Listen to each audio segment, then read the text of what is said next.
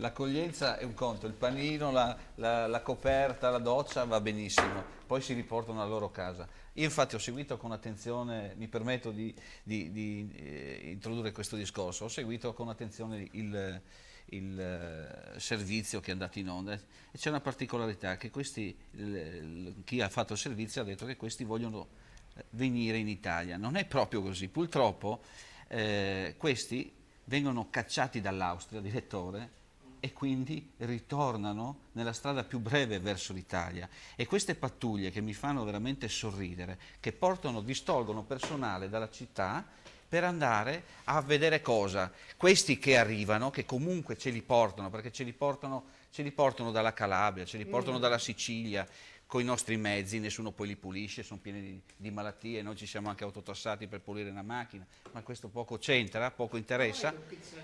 No, infatti ieri questo sì che avevo scritto che a questi sigarette, schede telefonico, qualche soldino, qualche souvenir c'è da Pordenone, dall'Italia e noi neanche il kit per la prevenzione. O meglio, sono arrivati i famosi carichi, le famose mascherine, tutto quello che volete, però finiscono. E poi bisogna acquistarle. E chi mi dà i soldi per acquistarle? Noi qui a Pordenone il questore voleva mettere addirittura i bagni igienici perché vengono nei nostri bagni, giusto? Tanto per fare l'accoglienza. Allora il problema è che ogni bagno ci hanno chiesto circa 300 euro e la prefettura giornalmente e la prefettura non ha i soldi per pagare questi e quindi siamo costretti a ospitarli nei bagni nostri. Questo a me, io l'ho scritto, mi dà fastidio, scusate, anche perché io non andrei mai a dormire in un albergo dove so che sono arrivate delle persone che abbiamo portato lì con dei pidocchi, insomma, no, guardi io. Però il problema mi fa sorridere perché si discolgono delle persone, degli operatori della sicurezza dalle città, li portiamo ai confini. Questa è una cosa. Padrone, queste pattuglie, diciamo così, bisettimanali, no, al confine fra l'Italia e l'Austria, serviranno a qualcosa o è solo Ma sono pattuglie di osservazione, così è scritto, no? Pattuglie di osservazione da Tarvisio a Villac.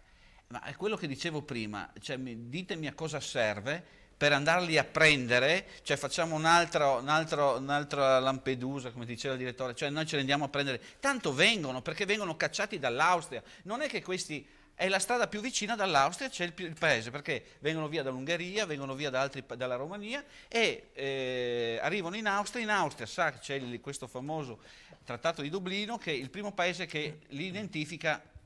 Siccome questi sono tutti quelli non identificati, perché? Perché a Lampedusa, dico Lampedusa perché potrebbe essere Crotone dove ci sono altri centri, non ce la fanno più a identificarli tutti. Quindi nell'attesa di essere identificati questi scappano e arrivano a Pordenone, questi arrivano in Austria dove dall'Austria non vengono chiaramente accettati e vengono rispediti via, non li vogliono nel loro territorio. Quindi cosa succede? Che, ripeto, il paese più vicino è l'Austria. Questo è il perché andiamo a prenderci. Grazie, Non serve andarli a prendere. Grazie. Grazie a lei, buonasera.